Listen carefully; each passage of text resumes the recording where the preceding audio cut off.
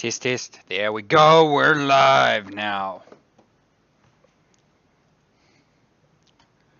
Okay. User joined your channel. You're going to tell me the sound's not working too, J-Rod? Come on, let's do it.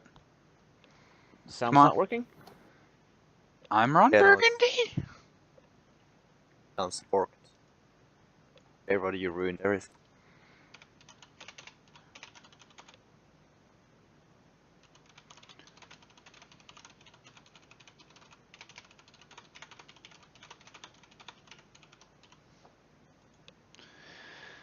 Right, I did the I did the tweet. I just had food. So there's not really a plan for this dev stream. It's literally going to be a dev stream. Like an actual dev stream. So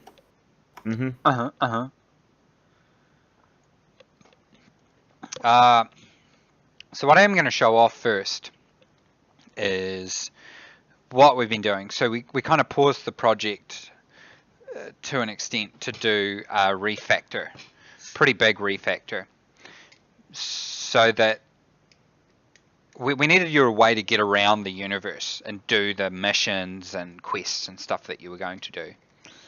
So that was pretty important. Oh, you can see the first steps in the new UI that Sean's been working on, which is really cool.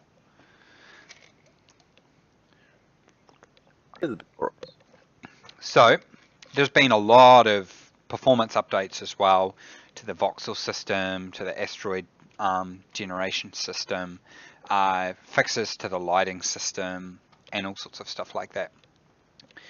But probably the most profound change is the change to how the grid system works. So item steel frames. Item steel frames. Thank you. So our traditional grid system works fine, just as per normal. But then what we can do is, where are we? I'll go in the sun. Mothership core. Place a couple of these down. So I've placed down a mothership. Now this, so I have my traditional frame, but at the moment we need to improve this a bit. But basically, when I look at this, I then start building off the mothership. So item steel sheets.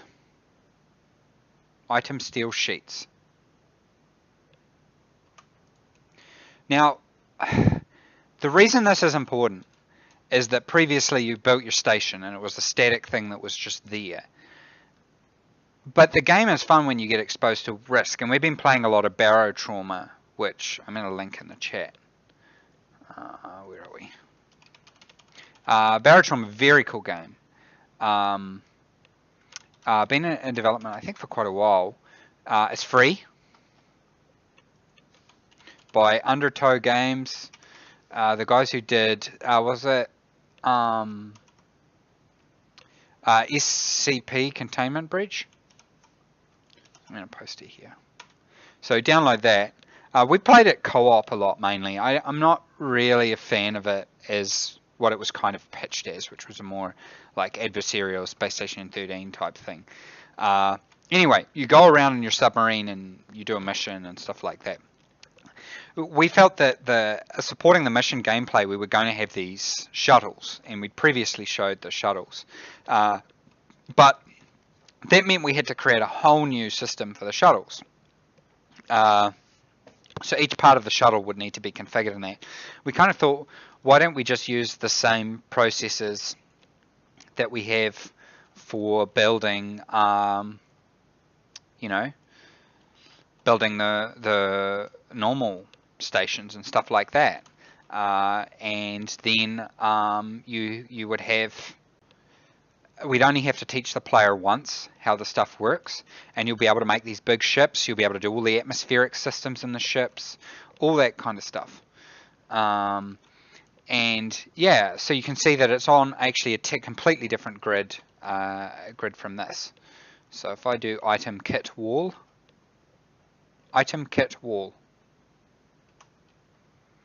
now we're still only part way through the refactoring. So the most recent thing that I got working was the room generation system.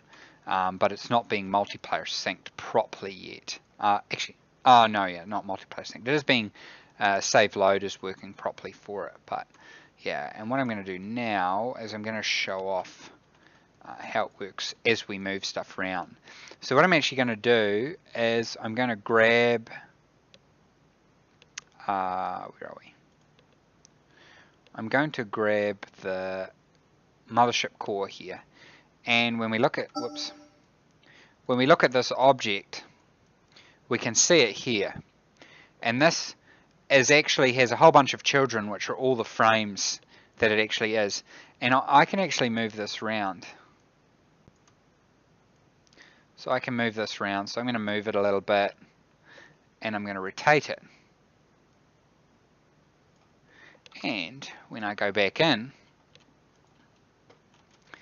it's still, so you can see it's almost actually at the, I might just rotate a little more.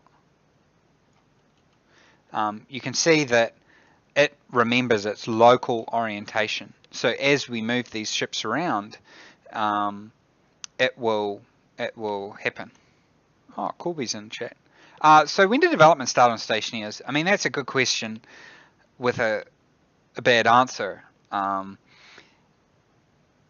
Stationeers started development, I guess, a long time ago with Rocket Station, which was a mod I was working on of Space Station 13 that added persistence to Space Station 13 so you'd actually construct the stations, because I just found that a lot more interesting. And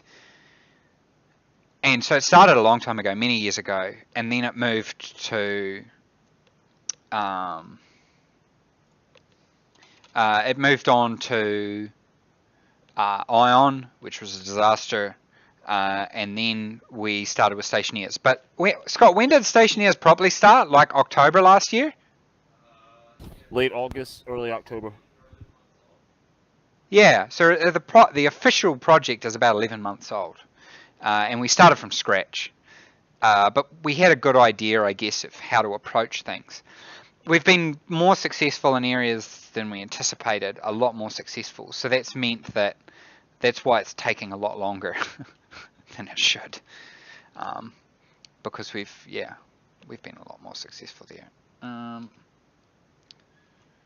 Right, item kit airlock. Item kit airlock. Danke. Oh dear.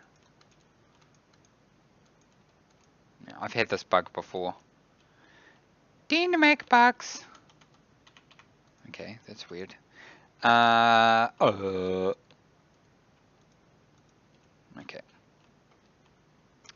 So this is the problem with doing refactors. You make lots of bugs. Anyway, what I want to show, I can show anyway pretty easily. I'll just complete it with a wall. Boom. We've got gravity turned on. Now, at the moment, and what I might work on today is I might work on how to do the parenting physics, and people can criticize what I do. But basically, as I move around, it's still all good. And if I move out, you see there's no gravity, gravity, no gravity.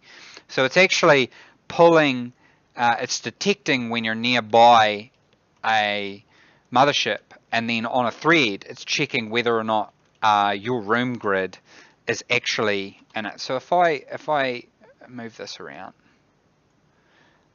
I mean, I can even do that. I can do that, and it'll handle it totally fine. We're not going to have motherships able to tilt because it just makes things difficult, but we totally could do that. Totes could do that if we wanted to. But see there, that's the reason why we probably wouldn't want to do that. I'll rotate it again.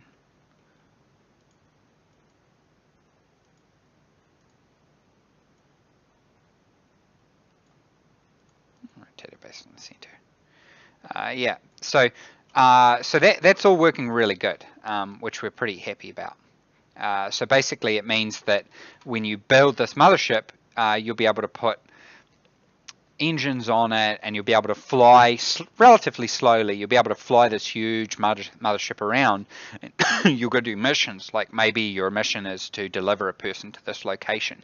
You need to put turrets on it, and you need to defend it while people come and attack you.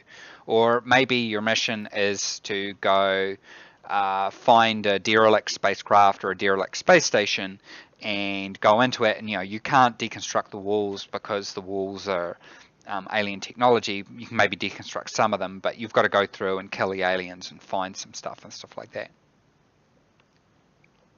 Someone asked a good question about when you come up with a game you want to develop, how do you figure out which engine and tools work best? I think very strongly, for a lot of reasons, that you don't want to become beholden to one engine. So at the studio we use Unreal, we use Unity, and I would, we would be totally happy to make our own engine, and who knows, we might do at certain times. I did consider doing our own engine for this game originally, way back before Ion. I'm not sure. It would take so long to do. I'm just not sure the game would be even remotely popular. As it is, it's probably going to be quite niche. So yeah, so what I was going to do was I'm going to look at adding some control to this. Scott had previously added in shuttles, and we were going to build these out of parts. So there's already a lot of code there about how to control it. So what I was going to do was I was going to take an existing seat we had in the game and just be able to plop it down on the shuttle, and then without engines and stuff have you move it. And then while there's items on the mothership, those items will receive the velocity changes to their parent, and just see how that works, because having items inside a ship try and move at the same speed as their parent ship is going to be very difficult. So I'm not really sure how well this is going to work out, but it will be an exciting adventure. And I need to do a window capture because we've got to do a little bit in 3D Max.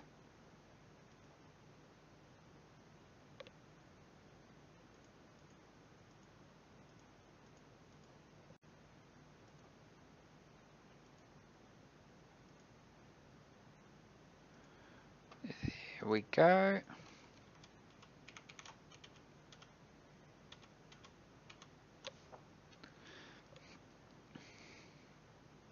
So space station you create a fully modular. Yeah, so you build the space station out of blocks and pieces and stuff like that. And the process and the things that you build in a station will be exactly what you build in a mothership. Then you'll have these small vehicles, buggies, little spacecraft that will just be one piece things that you build. Yeah, okay. So we've got this chair that Peter did. I modified the thing about it. This is really just a temporary thing, but when I do temporary stuff, I like to have, a reasonable amount of effort put into it. So now we're going to do the box. Basically, that will be the selection box that we do, and I covered previously in a stream, and this will be available to the modders, hopefully, like the CM guys and stuff, like the Colonial Marines guys from Space Station 13 will be able to use these tools to make awesome stuff, and other modders as well, like the FTL. There's a lot of really good Space Station 13 servers. So this will be the selection box that when you look at, you'll be able to get into the captain's chair.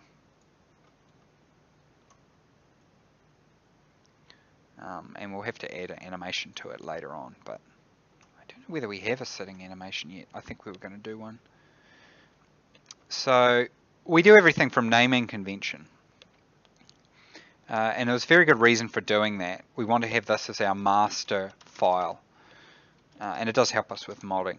I'm going to call it captain chair or control chair. This asset will probably be deleted at some point and replaced with something better.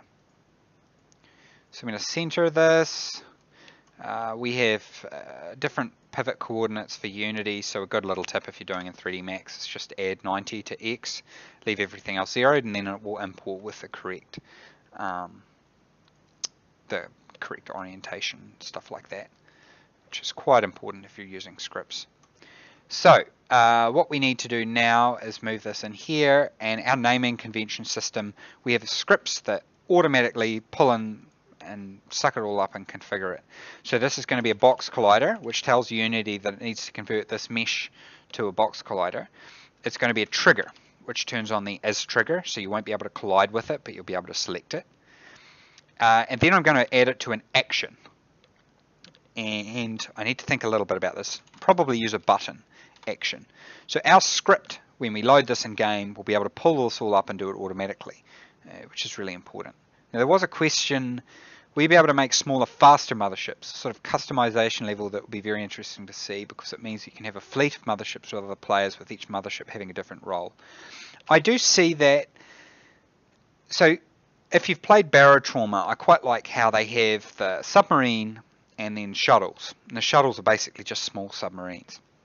I think it will be totally possible to make a little mini motherships, but it will use the exact, at the moment they're going to be exactly the same blocks that are available for the station. Later on, assuming things go well, we'll look at adding more content for that. But I think the important assumption to make at the moment is that effectively what you build with in the station will be what you use to build the motherships. And you could totally make a small, you could imagine, right? You just make it out of walls and put a window at the front and a motor at the back and a door, and you're good to go. So I do see that as being totally possible. But I think that probably you'll want to use one-piece space vehicles for some of that stuff, because it will just get a little unpractical otherwise. But yeah, maybe you'll have a more frigate-based, like the Sulaco and Alien type ship that you go to do certain missions, and then you'll have one that might be more oriented towards planet. So you take that down on the planet's surface and it's more of a mobile base. Maybe the Sulaco style one has more medical facilities and stuff like that. So so making a fleet of battleships when. So we've got a lot of this stuff in. There'll be a limit to the size that your mothership can be.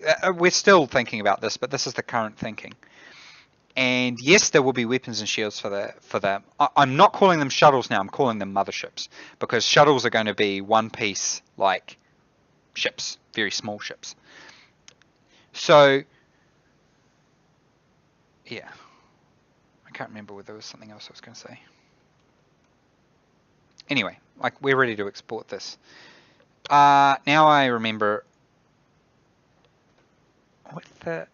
I need to look at the shuttles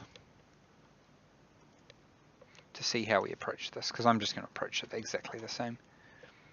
Let's just stop this and let's go have a look at what we did.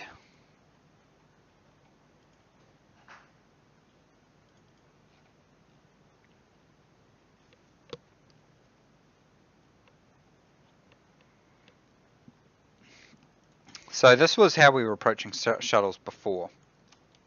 And I'm looking for a very specific left seat, right seat, captain seat.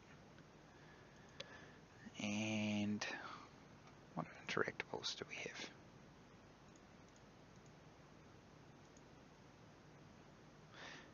Okay, so we just did it at slot 1.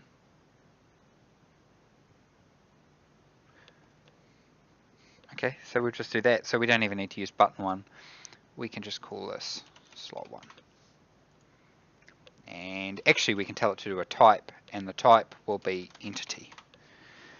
So it should configure all this for us automatically, which is going to be super helpful for modders.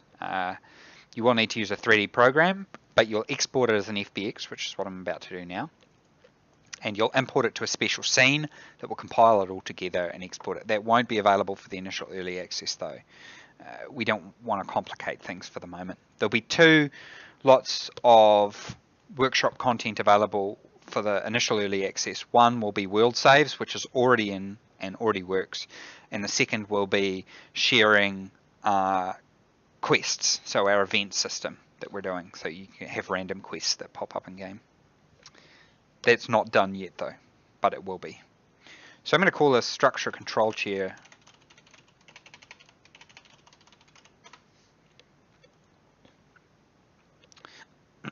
So that's exported. And let us find it.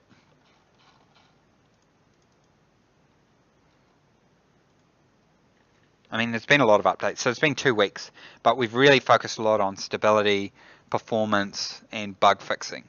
And then I went in and break everything else. Yeah, so we are keeping the one object shuttle concept. So there'll be vehicles, buggies, like planes, little spaceships, like little utility shuttles. And that's why I'm being very careful now to describe these as motherships, and the other vehicles, you know, they're the shuttles and stuff like that.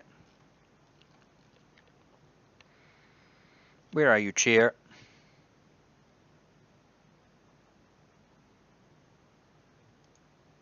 There we go. So this is our chair.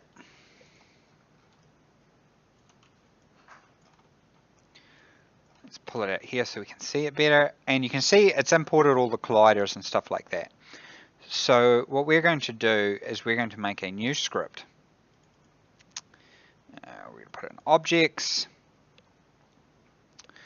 Probably not going to put it in shuttle. I'm going to put it in structures. We're going to call it control chair.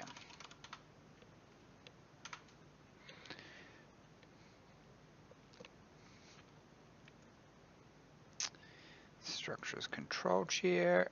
I'm going to open up Visual Studio, and I need to make sure Visual Studio's window captures on.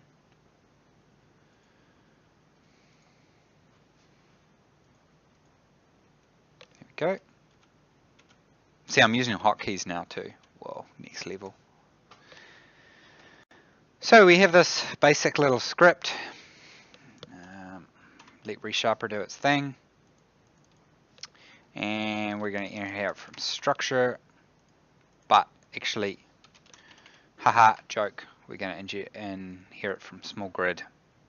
Now I might need to move this around because I haven't really thought about this a lot, but let's have a look. So all I've done is I've made the script, and I'm inheriting from a previous class of child class of structure, which allows us to use the small grid. And you can actually use both of them. There's only one device that uses both of them, that's the airlock. So now I'm going to add that to it. Control chair. And it'll be all messed up. And set closure to everything. Populate colliders. So you can see what it's done when I clicked populate colliders is it's gone through and it's, damn it. I'm just gonna do that again so I show people.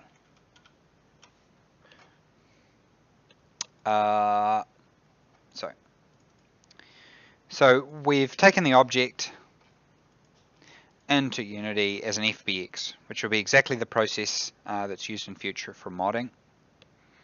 Where are we? Control chair. So we drag this in. I'm just going to position it so we can see it a little bit better.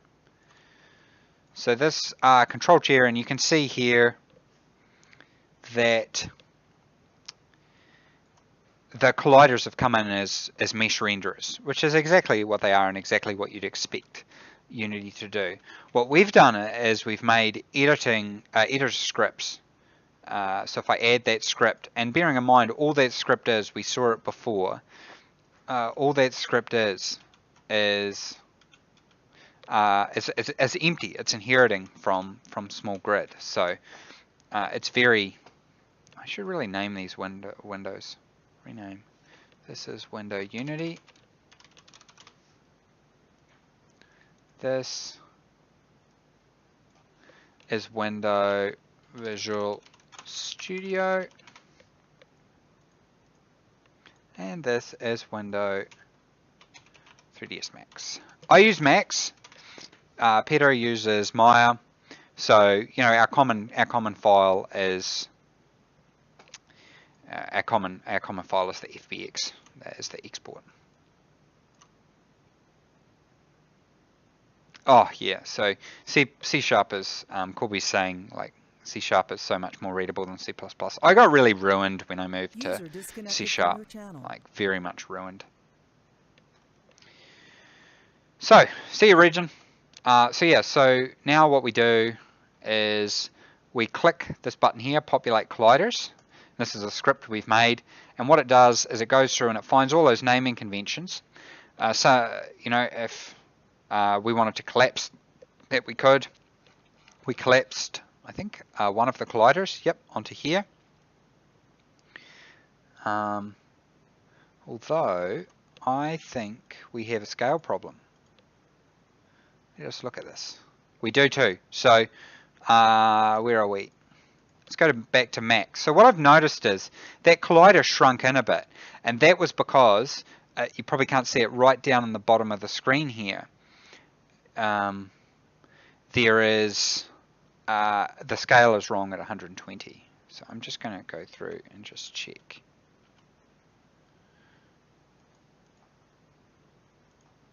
And check the parent scales. Parent scale's okay. That's 120, that's 120, and that's 100. So we need to collapse reset the transforms for these. Very important to do this. But because of left-hand and right-hand coordinates, I also need to check now that green is pointing up, because Unity really, really, really wants green to be pointing up. And you really want to make sure when you import your assets into Unity that their scale is reset and that their rotation and all that and their transforms are all in the correct position, because it is going to screw up your scripts. And like I said before, the way you do that is you just make sure you're controlling the pivot and you just change it down here so that X is 90 degrees, which gives you the green up. Just because there's a coordinate system can be left-handed or right-handed, and Max uses right-handed coordinates, and I think Unity uses left, or vice versa, it doesn't matter. So we fixed the scale here now, and if I go and I look at the scale is 100, which is what we want, because otherwise all sorts of shenanigans will happen. So what are you? Your box collider collapse, and you are that. Oh, Dean. Okay, problem. When I collapsed them together. Whoops. Here we go. So I've reset transform. I forgot about this. Got a little carried away. When you collapse, I need to select multiple objects so that they retain themselves. Now this guy, unfortunately, as well, I need to remember this. His transform has been off, so I need to make sure it's lined up, because box collider is a primitive. And primitive is way better. One of the reasons that we actually have an alright time with physics in the game is because we only use primitives, and they're very simple, like box or sphere or capsule, which is a lot simpler for the physics calculations to happen. Right, so now we're just going to check. We want to as well center all these. If you've just got colliders, you really want to have them centered to your object, unless there's a good reason. And there's a good reason for this to not be centered, but I'm not going to deal with that now. This is going to be our slot. So it's not only a trigger, it's also an action. So when you look at this box, you will get the option to look at the slot. Yeah, so Nico says, I find a box collider is enough for most of the time. Absolutely true. Like, it really is. And in fact, I was a little naughty, and Peter is in the stream, but I often edit his models. So he had a box collider separate for this, and I was like, we don't need a separate box collider. We can just have one. Because you actually don't want items to get stuck in places. What we'd actually like to do is have, actually Armour did this, have different resolutions of collision models. You want a very basic one for basic movement and characters, and then you want maybe a slightly more complex one for something like view geometry or so raycasts, or fire geometry is a good one. You don't want to be trying to shoot under the seat, and because you think you can see through it, but with this collision you won't. But like I've kind of said a few times, we're going to cross that bridge when we come to it. So we've tidied up the little bug we saw there, and we're going to export it. Control chair. Yeah, you guys don't see that window. Yeah. So I'm going to remember to do this now. We're going to go back to Unity. And we're going to remove this. And this has been a big thing for us. When we change assets, it's very important to us we change it inside Max. So we have one place where you manage the asset. Right, so we've got our chair. We're going to add control chair to it. And you watch what happens when I push this. So it repositions it, and you can see now the colliders are all the correct shapes and are in all the correct positions. So this is very, very important. There's no open ends, but it's got no wire connection. Later on, obviously, how I see this being is I see it actually being a little like thing that has a console and you have to wire it and data connection. So in barotrauma, you actually have to connect the navigation terminal to the engine, for example. So I see all this as being how, but for the moment, just for testing purposes, we're just going to do it like this because we're lazy. So I basically just spam these things here. We don't even need an animator. We don't even need an animator. We don't need an animator. Why did I click that button? But we do need to populate interactables, and we do need to populate slots. So now if we go in here, we will see it has actually recognized and it's pre-populated this for us. And if there's one thing, if you're doing Unity, do editor scripts. It really helps. So it's pre-populated this and filled this all with the stuff that we want, based quite pure and simple, based on naming convention. So it's done a slot, and it will have also done an interactable for how you interact with the slot. And these will become pretty important when you see what I'm trying to do later. Now we need to decide, it's giving us a whole bunch of warnings. It's saying, oh my god, I don't have a blueprint, please make me a blueprint. And it's like, oh my god, I don't have a building tip, and there's no build states. How are you going to be able to build this? It's just anarchy. So we provide some little helper buttons to help with this. So I'll say, let's have you remove it with a drill. And now, well, it's like, well, I've got no way to make it, which is obvious because we haven't made it yet. So, and where are we? Now here we decide how we want it placed and what grid size we want it placed on. So I'll just say here, cannot intersect small grid structures. That's our building tip. The selection display, do we want to do it based on grid or bounds? We want to do it based on bounds, so it'll draw a nice little box around the item itself. The placement type is grid, so it'll be placed on the grid, and the rotation axis.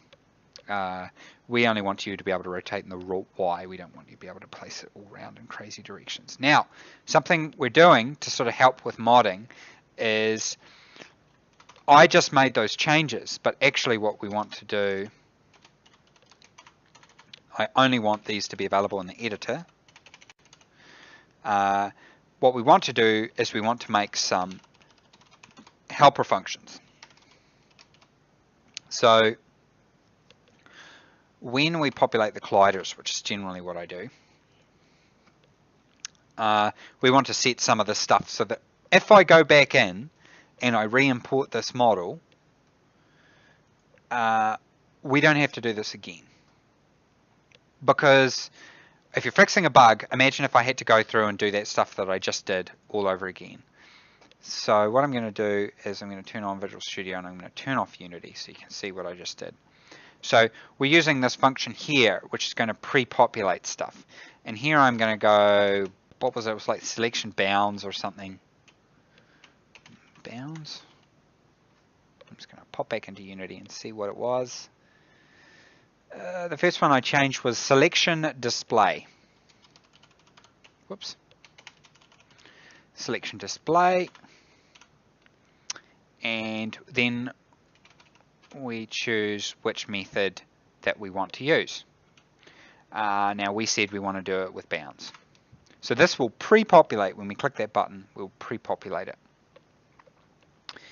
So that's all good there. The next thing we changed was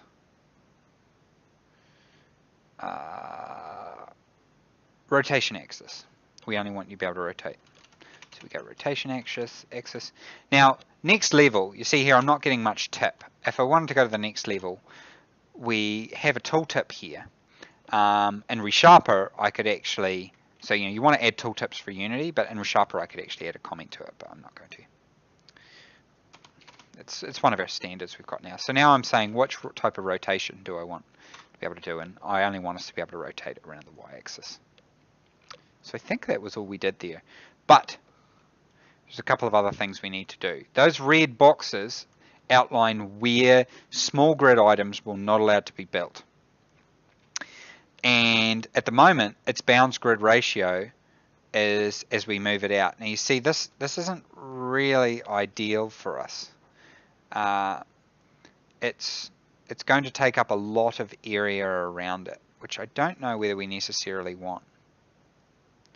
So this is where we might want to think about making this item offset a little bit, which is exactly what I'm going to do.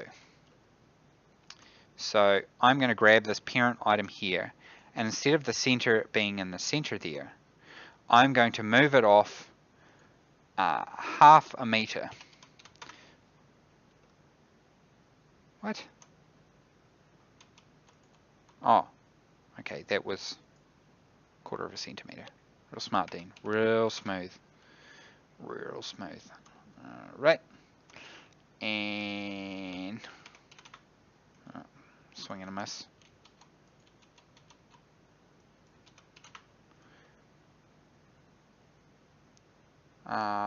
Okay, so I always screw this up. So what I do is I do a helper object. This is what I want my object to look like.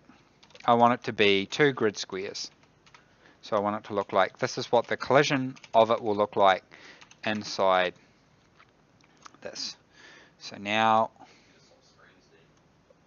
damn it!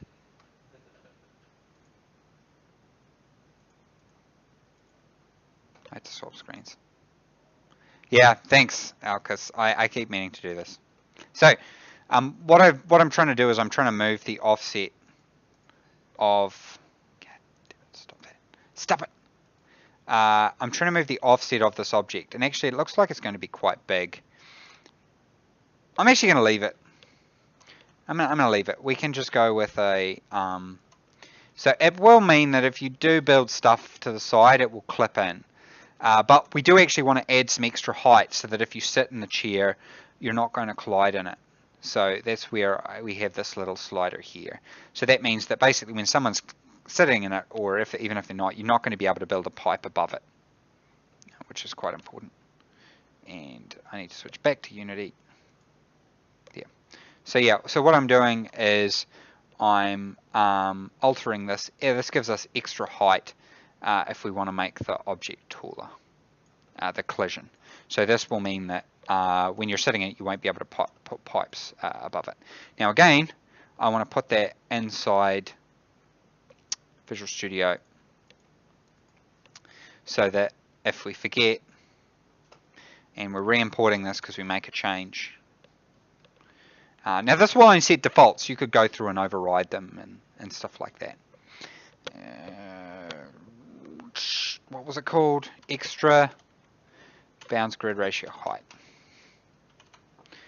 Yeah, so that will do that. Now we need to look and decide, is everything else configured how we want it to be configured? Is the layering all correct? Just got to wait for Unity to do its thing. So we really want to be sure everything here is all good. It's going to collide with everything, so you're not going to be able to put pipes through it, wires or anything like that. It's got no open ends, and it has no blueprint. Now, at the moment it's not paintable. Aha. So there was a way to do this. Paint, assign. assign paintable material. So I made a helper function for this. And because we made the asset with orange, now when we click this button, it will actually assign the paintable material. So we're going to go back to Unity. And you can see here, assign paintable material is blank. So basically, if there is a material inside that, you will be able to paint that material, and that's how we do the really easy paintable stuff. So what we're going to do is we're going to do populate materials. Make sure we have the proper materials, and we have this on populate colliders. So when we do that, look, it's assigned color orange, which is exactly what we want in there.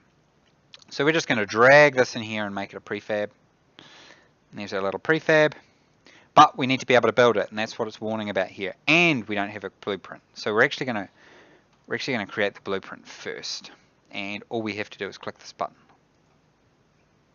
and wait. And we have a blueprint.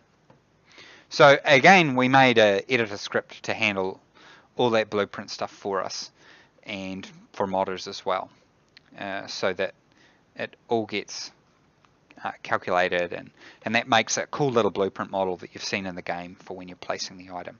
But we can't build it. Now, luckily, we already have a furniture kit, and all we're going to do is we're going to add it. So we have two ways of constructing. We have a constructor which builds one thing, and we have a multi-constructor which allows you to build multiple things. And serious? Oh, that's furnace. There we go. So far we have a bench and a locker that can be built from that. And all we're going to do is we are just going to drag this in when we find it.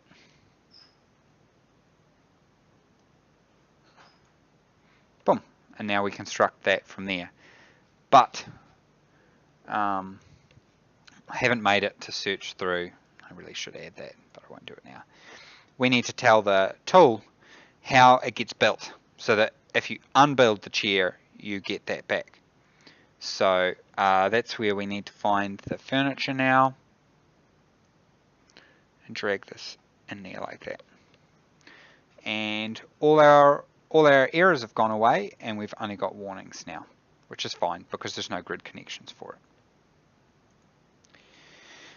So that's our control chair, but we have no behaviors on it.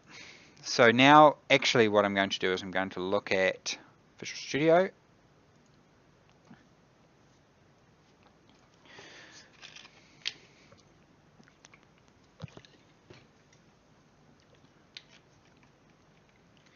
So I'm going to look at Visual Studio, and I'm going to bring up, where is it? So I've got a structure here. I'm going to bring up shuttles. Where was shuttle? Here we go, shuttle. And here we go.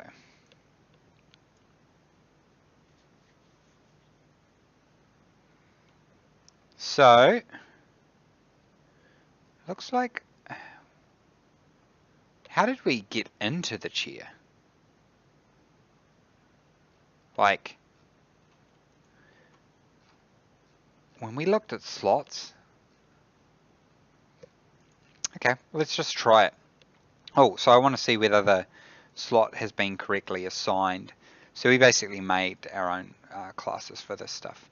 So it has, look, see, so it's automatically assigned it as an entity, and automatically, you know, set, is it swappable, you know, is it hidden, can you do this, can you do that, can you drag, etc, etc. So that's all good. So let's just try building it.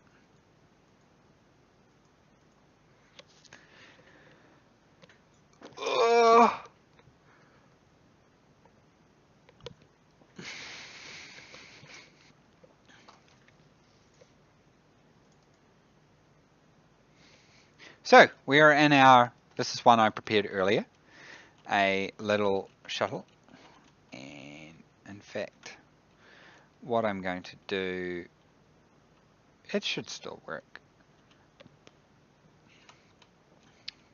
I wish I'd made it bigger. Yeah. Item kit furniture.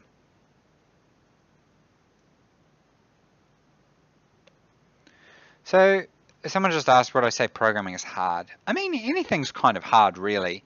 You just get better at it from doing it. And I think if there's any advice I could give, I would say do it in little pieces.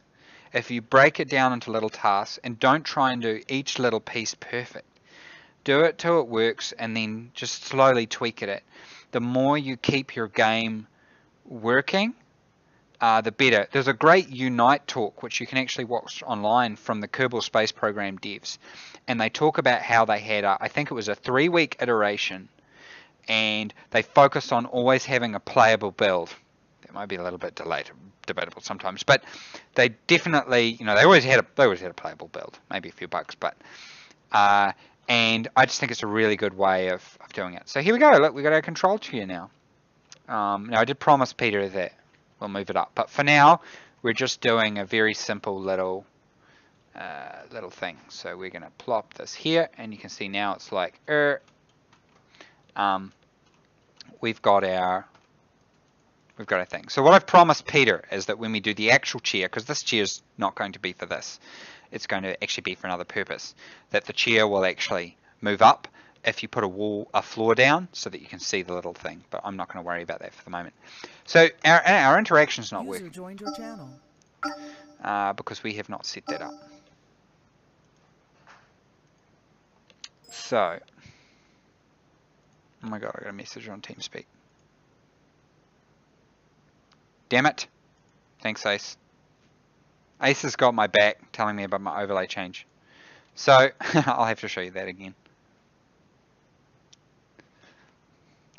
I meant for you to look at Visual Studio. I meant for that. So, we've got our chair here that we place down. And what I will do is I will actually place it down again so people can see it. I did promise Peter that we'll move this up. Oh, where did our deconstructed chair go? I don't even know where it went. Anyway, item, kit, furniture. You can see it floating away there to the corner. So we have found a bug. Congratulations, everybody. I think it's placing it based on local position, or actually it might have collided with the wall because of the position of where it is. Yeah, it collided with the wall. Item, kit, furniture. So someone just asked if we use Visual Studio as the primary text editor, and we enforce standards because it helps make the project sort of work easily. And so you have to use Visual Studio on this project, and you have to use ReSharper, which is a productivity tool. So you can see when I place this, that little round bit is actually going to go through the wall, and I'm going to fix that later on. But let's just plop this down. There we go. So we got our little chair there, but we can't interact with it. We can't do anything, and that's because we need to add the behaviors to do that. Now we go back to Visual Studio. So we're in the control chair. That's our editor helper script. Now what we need to do is we need to handle the interaction, and that happens on interact with. So now we want to do if the interactable is equal to slot 1. Now we normally already handle slots, but in this case we're going to do something special. So if we have the slot 1 and interactable.slot occupant, and there's no one in it, we're going to go in it. So once we've done that, we actually, this is where we can be very clever. So we've done that, and then we can do if there's someone in the chair, and this is where I'm actually going to do this. I'm going to find one that we've done before, and this is like 90% of programming.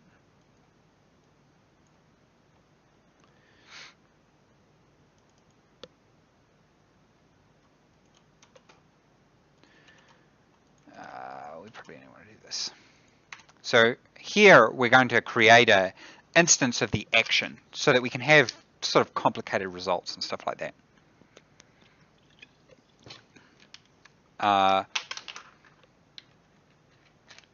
So this is like, how long will it take? Do we want to have to take a second to get in there? And what is the contextual name going to be? You know, the action message to get in there. I think we want to say get in. So that's our new thing. Now, if there's someone in the seat, then we're actually going to fail it.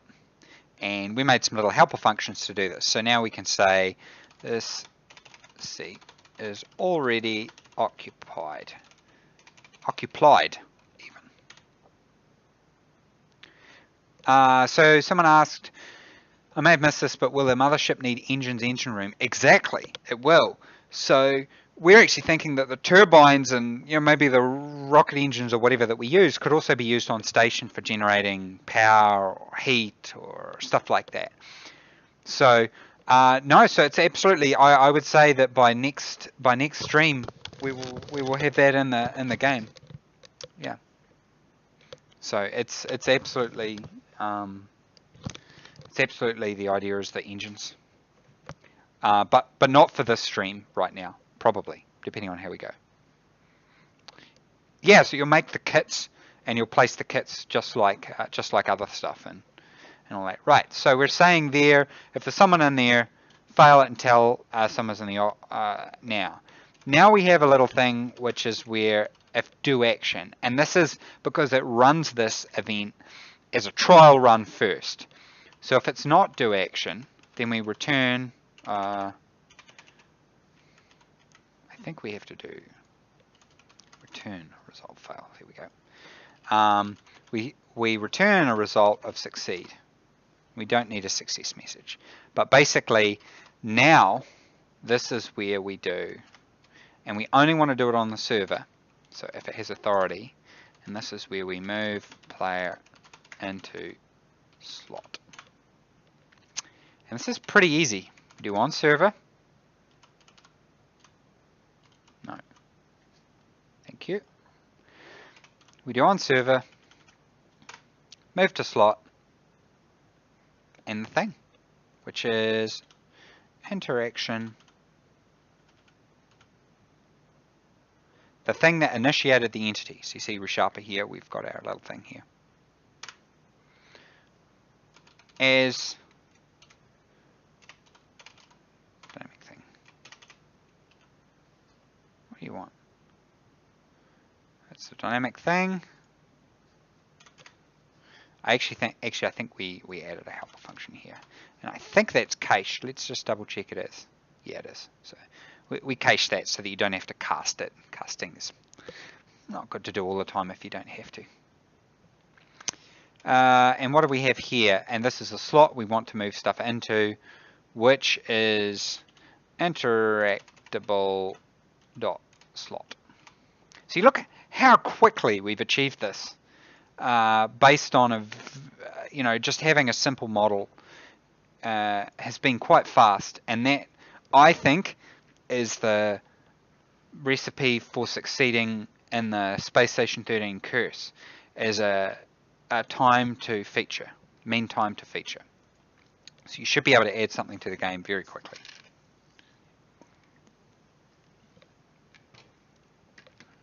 So where are we?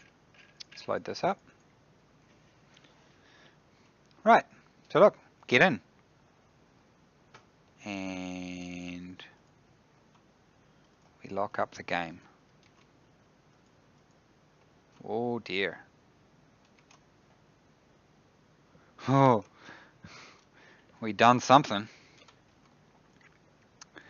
This isn't fun.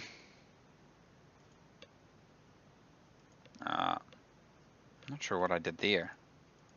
I'm pretty sure this used to work, right, Scott?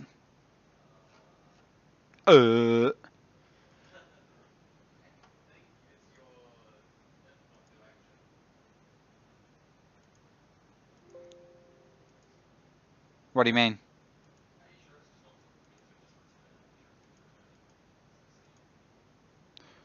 Yeah, I think it's supposed. Oh. Oh yeah, I need to return. Yeah, good call. Okay, let's go back and look at Visual Studio.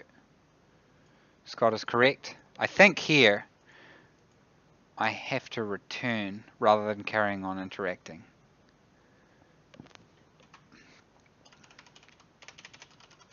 I still don't think that should have happened, but it might be that. Because technically we handle slot interaction in a generic fashion. We'll see if I keep...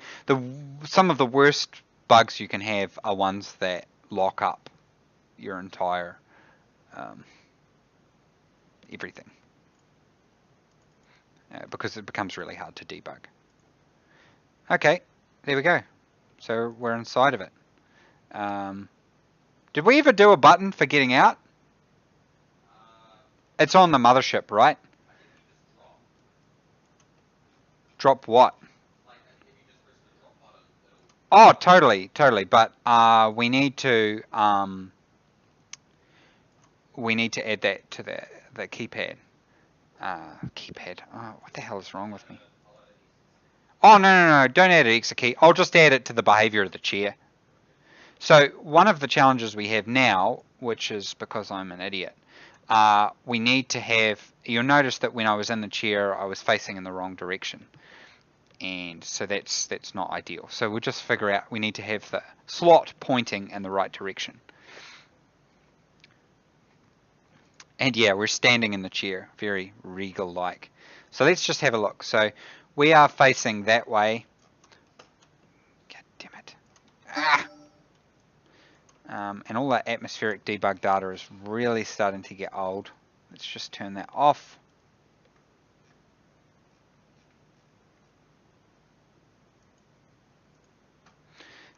So we are facing in the wrong direction. We are absolutely facing in the wrong direction. So what we are going to do is we are going to turn the slot 90 degrees to the right. And I'm just going to move the pivot.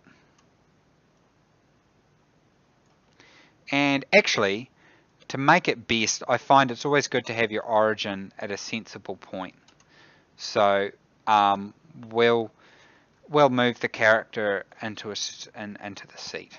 So they should at least be standing on the seat, because the player entity model has its thing at the. Let's just hide this. Let's do this properly. So I'm moving the pivot. Oh, damn it. So what I've done is I've moved the pivot for this onto the seat, and I've rotated it so that the arm forward is facing this way, so the character should face that way. So now I'll export it again, and this is where what we did before becomes really, really important, and you'll see why this will help modders a lot. Oh, I had a really rough day at the gym today, so I'm feeling pretty shattered. Oh my god. And back into Unity.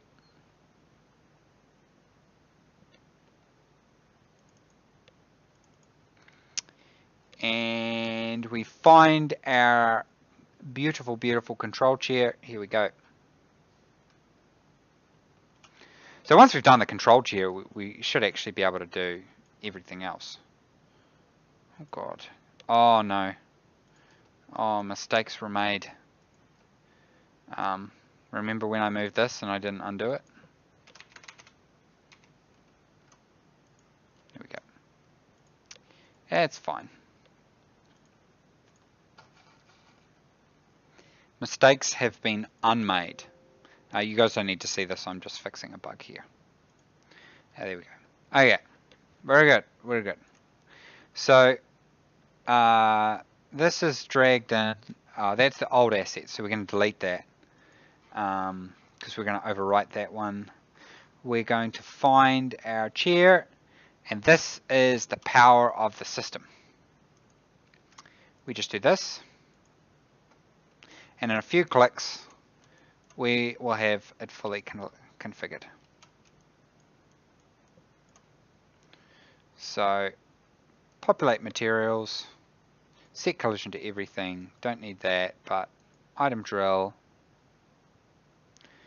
populate slots. It's warning us saying, I don't have an interactable. Fine, we'll give you an interactable. Everything should be all configured except for this. I haven't got it at the moment in the editor script, searching for these things here. Oh, I should do the blueprint first, because the blueprint gets a little screwy. And I'm actually just going to do that again once the prefab's been made.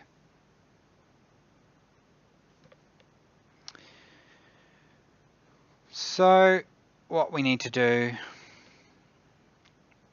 is we need to add our reference in here to the furniture, and we need to make sure that the furniture itself has a reference. And this is not. Yep, okay, that's good. So our slot should now be facing in the right direction. Should. It's the operative word. Yay! We still can't get out of our seat, and we are standing on it, but it's progress. So now we need to be able to get out of the seat.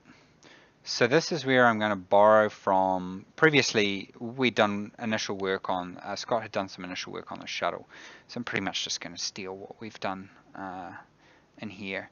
So what we're going to do is, while you're inside that chair, which I've now lost again, oh no, here we go, we're going to have a little bit of a think about how we want to do this.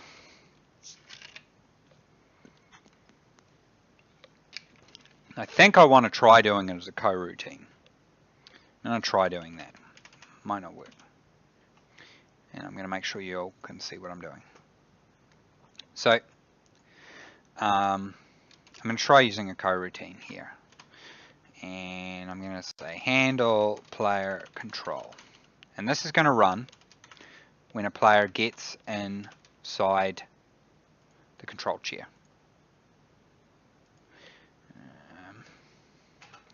Now we're going to do while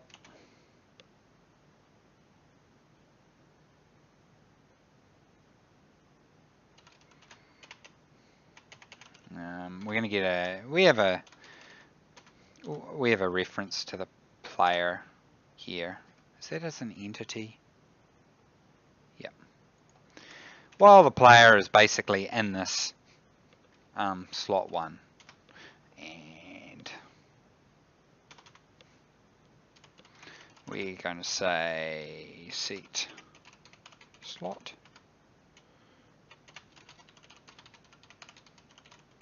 I'm just going to make a property for this.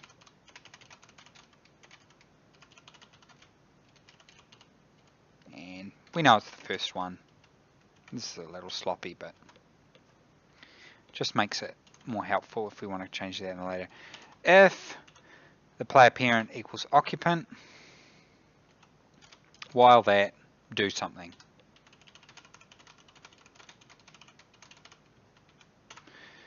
So each frame we're going to do stuff. Otherwise we're going to stop. Now we need to activate this somehow. So we've made this entire system event driven, which is really helpful.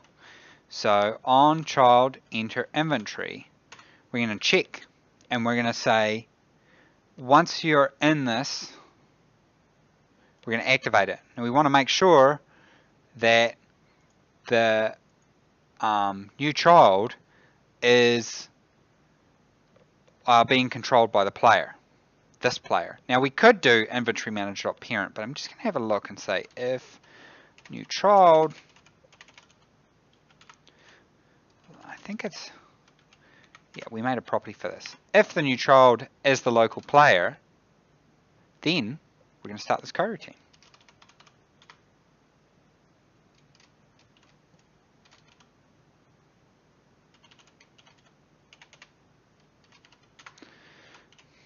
It should be as simple as that. We do this stuff in here. Now let's have a look at the shuttle and see, because I think we added a get out button.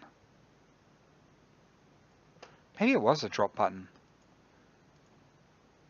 Freaking out. I think it might have been the drop button. That might still be in there. Let me just try this.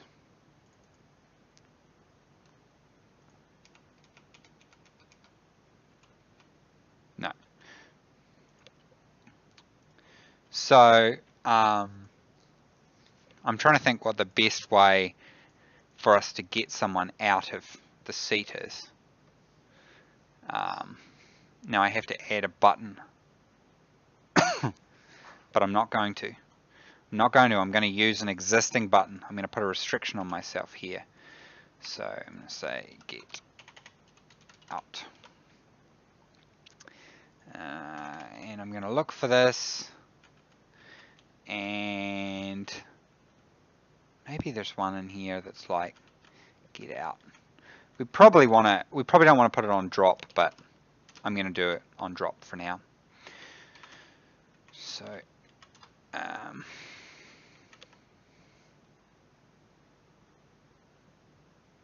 okay, we just need that as a bool, so we don't need to do that. So, and then we're going to do if, and in fact we can actually put this in a line. If you push the drop button, now this is running on the client, so now we have to tell the server, and I think there is a parent. We can do this.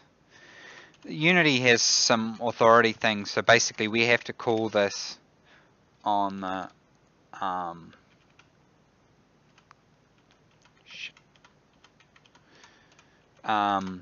we have to call this on the client and tell it, and it goes to the server. So now we're saying what item? Well, it is our network ID. And where do we want to move it to? Really good question. I think we can take our forward and we'll just move ourselves slightly forward. So what we're going to do is we're going to take, in fact, I'm going to do it in a property again. I really like properties. If someone doesn't or has a good reason why I shouldn't use a property, please feel free to post it. Exit position. I'm decrypted now. So what we're going to do is we're going to take, and we cache the thing transform. We're going to take our position, and we're going to add our forward direction, and that's where we're going to dump the player. And I think that'll be good enough. We can tweak that. But using the property just means that you don't have all that just sitting there and bloat, and it helps you achieve commentless code. Our rotation. Well, we can pretty much keep our existing rotation, but just for the sake of being good, we'll give it our parent object's rotation. And then our velocity, we don't want to have one. And our angular velocity, we don't want to have one of those either. And boom, that should work. So you can see how we've really tried to make the process of doing a lot of this stuff really simple. Really simple, straightforward, and I think it's going to pay us big dividends when we get to adding modding. Trying to make it just straightforward and easy to add new stuff to the game. So once I've added the furniture, you can imagine that if I have this as a normal chair, super easy to do. So get in and get out. Now, unfortunately, I am a moron, and the forward of the chair is to the right, which is really silly. So what we are going to do is we are not going to use the chair. We are going to use and we're not going to use that. We're going to use the seat slot. We're going to use some stuff off the seat slot. We're going to get classy about this. Now there's location.position. Location is just the seat slot's cached transform. See why it's good to use a property? If anyone has any reasons not to, please post, because I use properties a lot. You can use get set on them and it allows you to do. So we try and make it all very event driven as well. Oh, you guys didn't see what I did. Hold on, I'll just show you. So basically I just changed transform. Whoops. I just changed the transform of the object itself to the transform of the seat. I was going to say sleet there, but I didn't. Haven't shown anything about guns, so no, we haven't looked at guns yet. Been doing this refactor is the most important thing. So I'm in the chair and I'm out of the chair, but my rotation is wrong. Not sure why. What I'm going to do is I'm going to try doing this. I'm going to try keeping my rotation. It could be something IK related, like cursor related, that you just automatically turn around and look at where you were looking before. So yeah, I haven't shown anything about guns in this stream. We could make a gun, but it's already been... I'm doing this, and what I want to do is, at the end of this, we should be able to have it so that we can move this mothership we've made, and I think that would be pretty cool. Okay, so it wasn't that. So I'll get Scott to look at that later on. It doesn't matter. You basically, when you get out of the chair, you'll be looking at the chair, but we'll deal with that. So you know, we've got to that state pretty quickly, and that should be all multiplayer synchronized and all very, very, very nice. So that's getting out of the seat. Now, where are we? Now we're going to do this. So we're just literally copying what's in there. And we need to now also cache off mothership.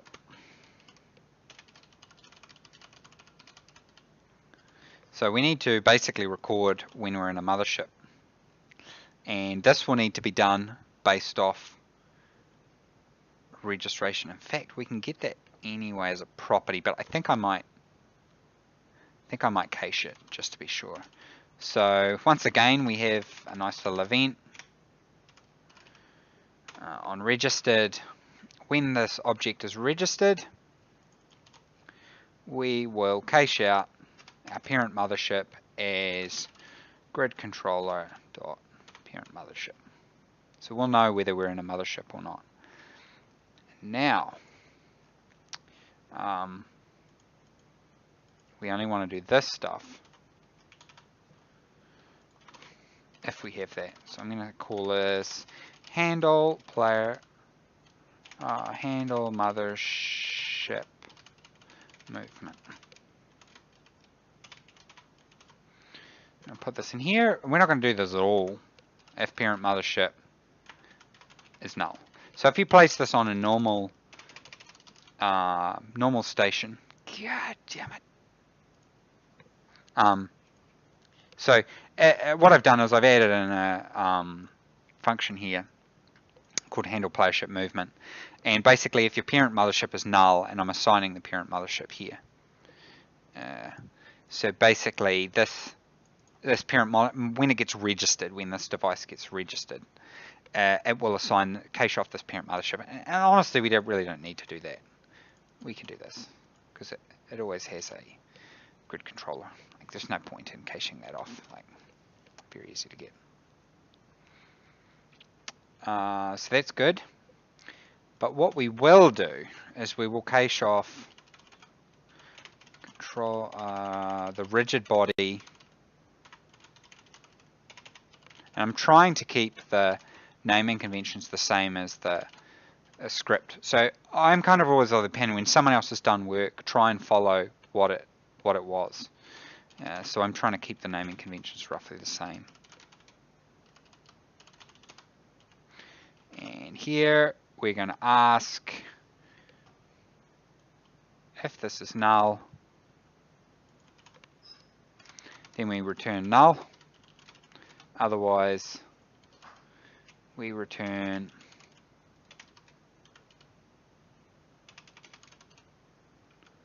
the active rigid body.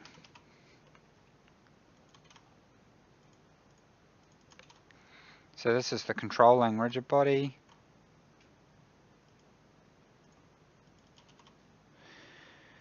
And in here, in fact, we can really do this. We can just say, if we've got a rigid body to control, then we're going to do something. And now this is where the fun starts. Did we have acceleration in? Yep, we did.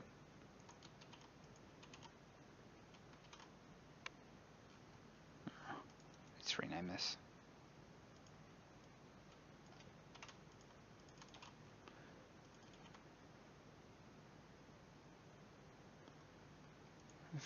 Because acceleration speed, oh yeah. So we're going to add in, whoops, some of these here. So this will give us our forward and backwards. Do we need look X and looks Y?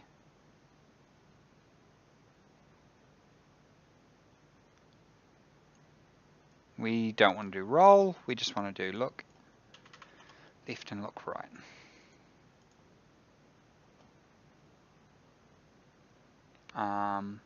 So that should be all good. So that's that. Now I need to look at the rigid body for the thing, because at the moment I've had it locked. We don't want to do that. So I'm going to find Mothership core, which is actually an entirely blank object. There's nothing on it. And I'm going to change the rigid body here.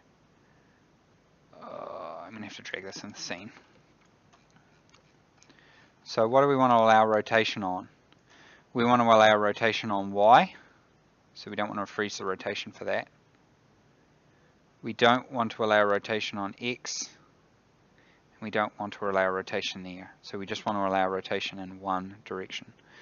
What we also really want to do is we want to do interpolation and we want to do continuous. Those are very important.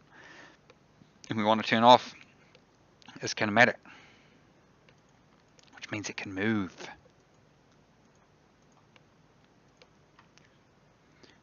So now I'm going to go back to Visual Studio and just verify everything's all good. I think rather than get access vertical, I think now I saw we do key code, or it was key something, key map dot.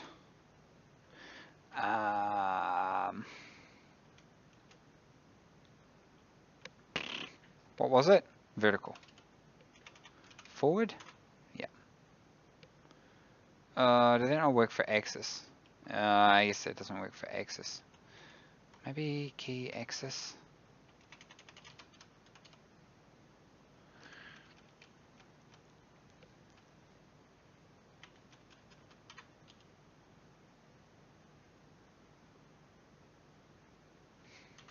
Do we not?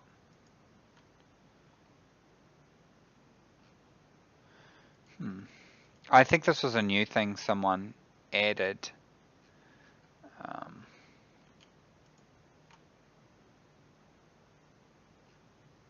these actually assigned?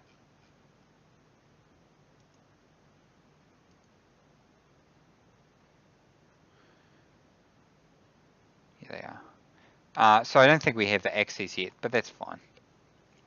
We'll just leave it like it was.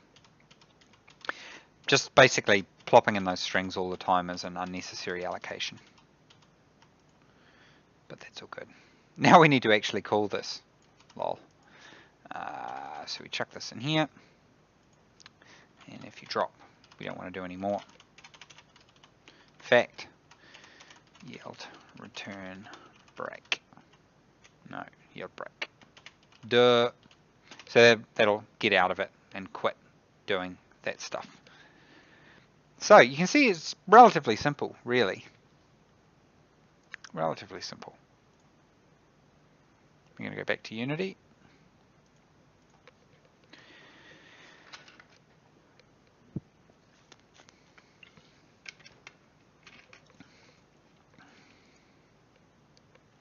And this should mean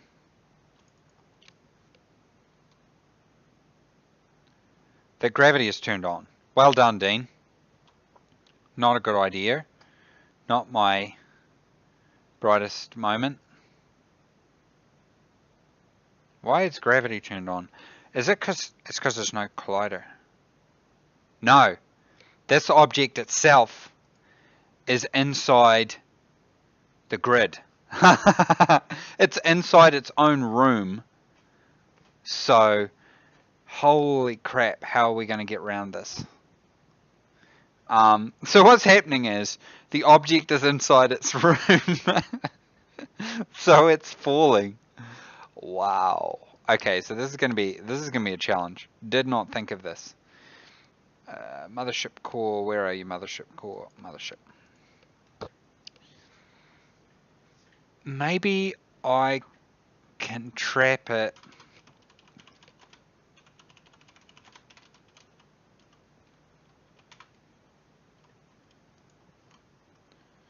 Yeah, so I think I can just do this. So it will ignore gravity.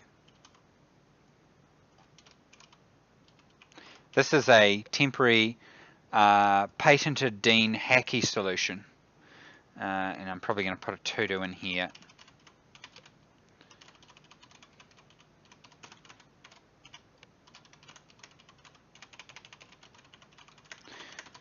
Oh no, I should say in here what I want to do. So elegantly handle gravity not affecting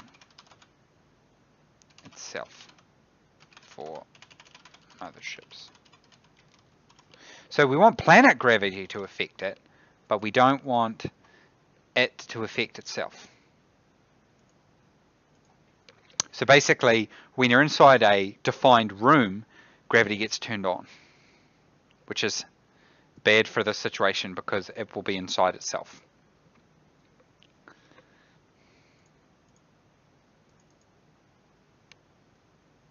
And we're still falling. What about if I get in? I just want to check here. Use gravity's not turned on.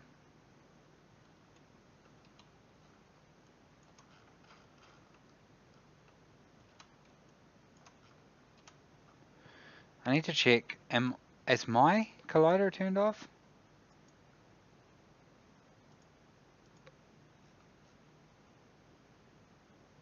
Yeah, my collider's turned off.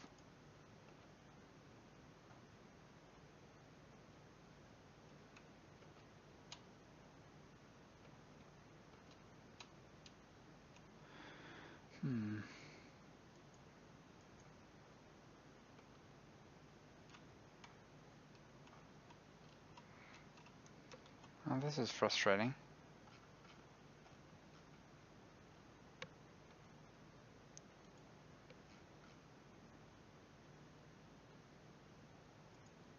I'm not quite sure why we're falling. Because gravity is not turned on.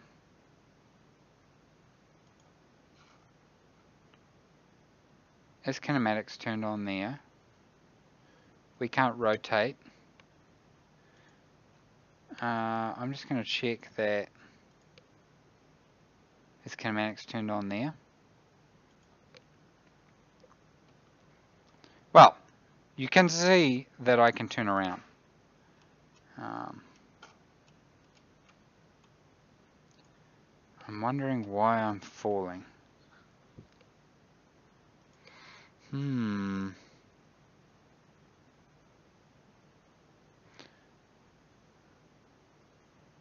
maybe I will just do this for a second. And just see if that was causing the problem. I'm just turning off forward acceleration, because maybe that was it. I don't know.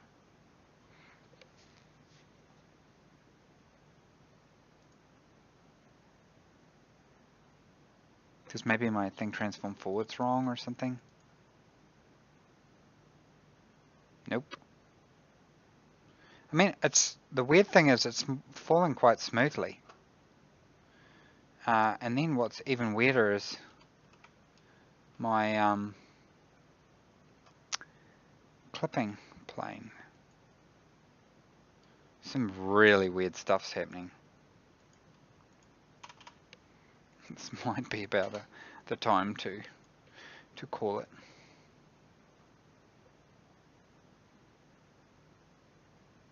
Well, someone just said that their stream keeps buffing and they have no idea what's going on now. That makes two of us.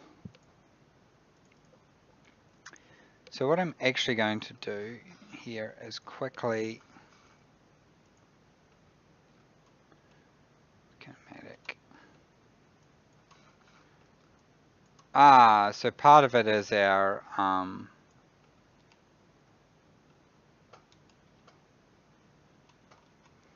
what I'm going to do is when we spawn in, I'm going to set this to as kinematic so that we don't fall.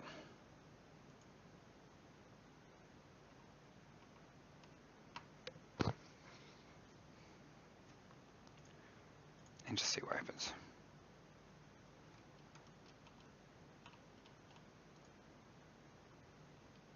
Of course it won't have torque. Now if I freeze Y and set it to as kinematic, we should now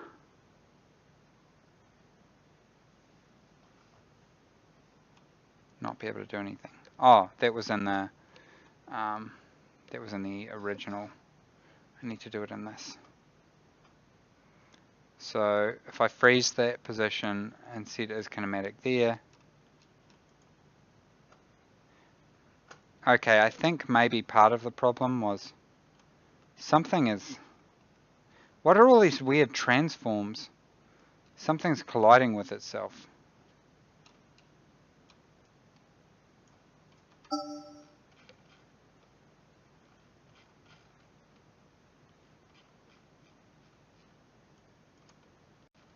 So there's definitely some collisions happening that shouldn't be. But I don't know what is colliding.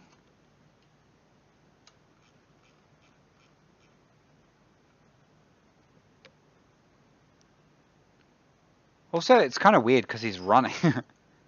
He's like running. Yo! I'm making the ships move. See you, everybody. Yay. Are you streaming? Yep. Should play some Barotrauma. Yeah, should. I'm just looking for a collider.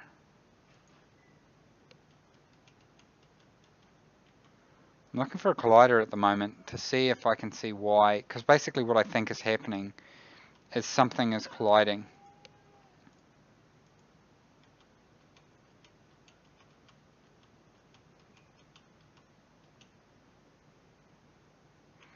This is really strange.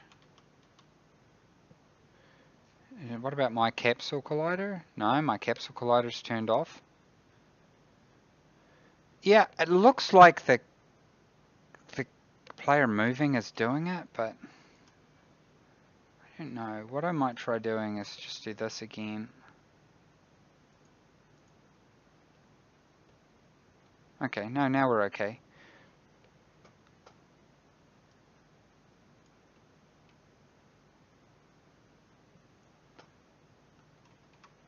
I think, oh god, now we can't find our way home.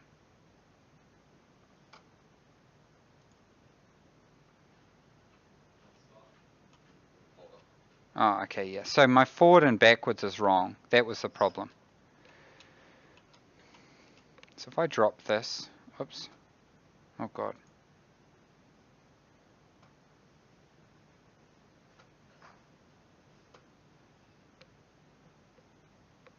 Hi. So yeah, the problem is that currently when I push the forward button, when I made the mothership object, the forward is facing the wrong direction. Oh, there it goes, there it goes. No! Well, I didn't set it on fire, but that is the first stage, I guess, implementation of motherships. I'm trying to think what other new stuff that we've got to show. So there's been new work on the characters, mainly just a lot of bug fixing. Yeah, so I might call the stream there. It was definitely a actual live development stream. And what I'm hoping is that for the next stream that we'll have the motherships working quite well, and we'll be able to show how when you move something inside the room, inside the mothership, actually moves with the mothership. Like Mason had called them inertial dampeners. And atmospherics hasn't been ported to work with this system yet either. Just before I end the stream, I might show how some of the how the planets are looking, because they're really starting to look good. Oh, I should show a grenade. It would be kind of mean to not show a grenade. New game, Mars.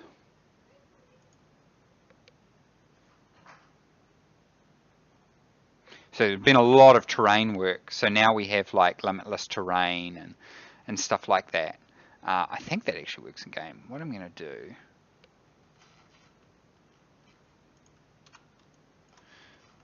So let's walk around. I don't know whether limitless terrain is working, so the guys might get quite mad at me for this, but.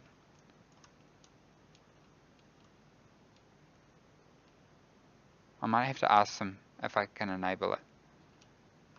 Oh yeah, no, it's making chunks. So you can see as I'm walking along, it's actually, is there a way for me to turn off those damn particles in this screen?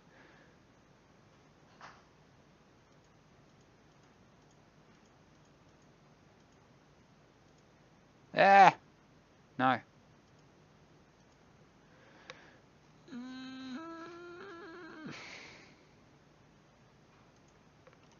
I think I can do it in here.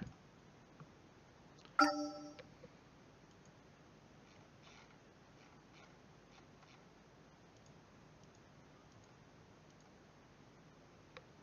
don't know whether that even does anything.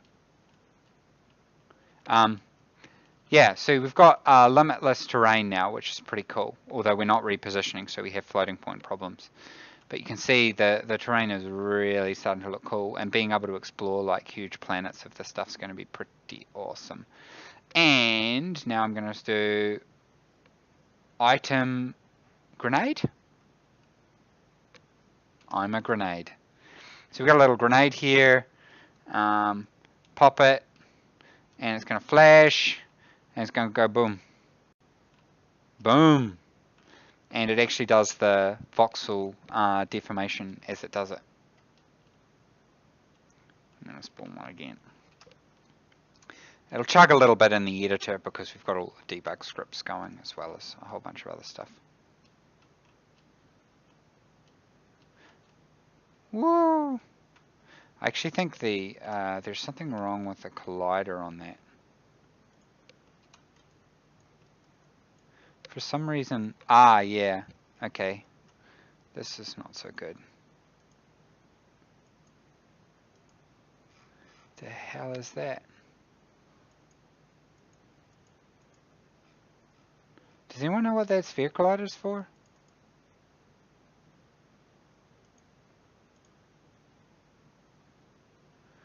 I'm just trying to investigate what this sphere collider is for.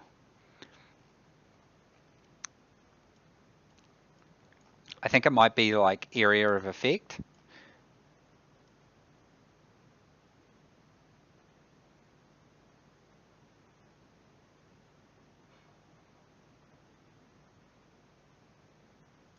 It might be. It might not be, but it might be. So what I'm going to do is I'm just going to do ignore raycast. No. Anyway, I'm probably nitpicking, but yeah, so these are pretty fun. It just shows you we're starting to look at the damage stuff. We had a lot of fun, with the stream, basically just going around blowing stuff and blowing holes in the world and stuff like that. Goodbye! See? Really good way to mine. You get all the ore.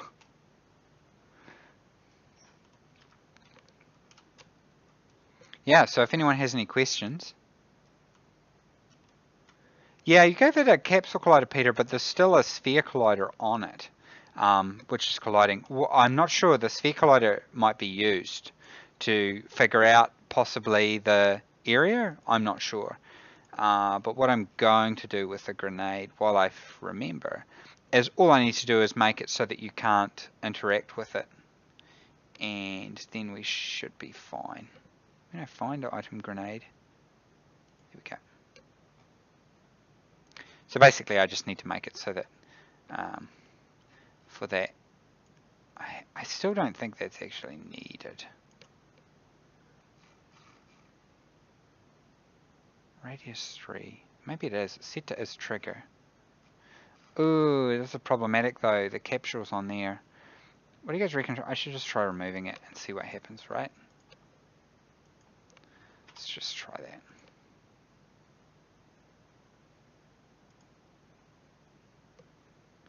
Oh, right. Sorry, I didn't actually answer the questions. Can you cook grenades? No, not currently. But I mean, it's just a very basic implementation for the moment. Whoops. The reason that it was moving around at the start is because I've got the mass of it set to the same mass as me, which is silly, because basically I'm just, smashing it really easy.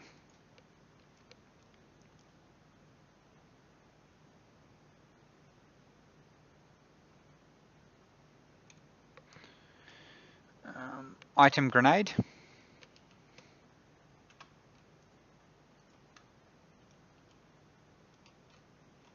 Let's see if it breaks.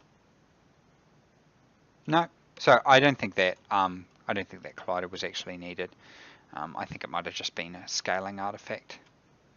So we should be good.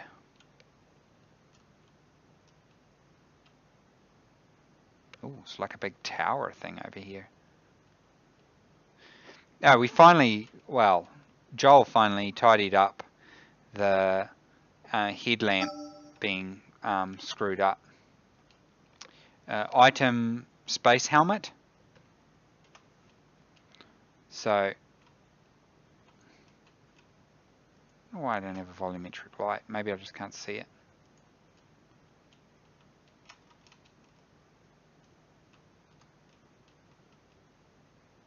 Yeah, so you can see the volumetric light now working much better with Alfred materials. So that's quite a nice visual improvement.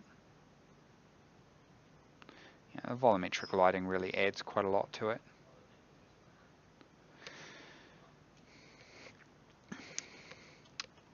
Item road flare.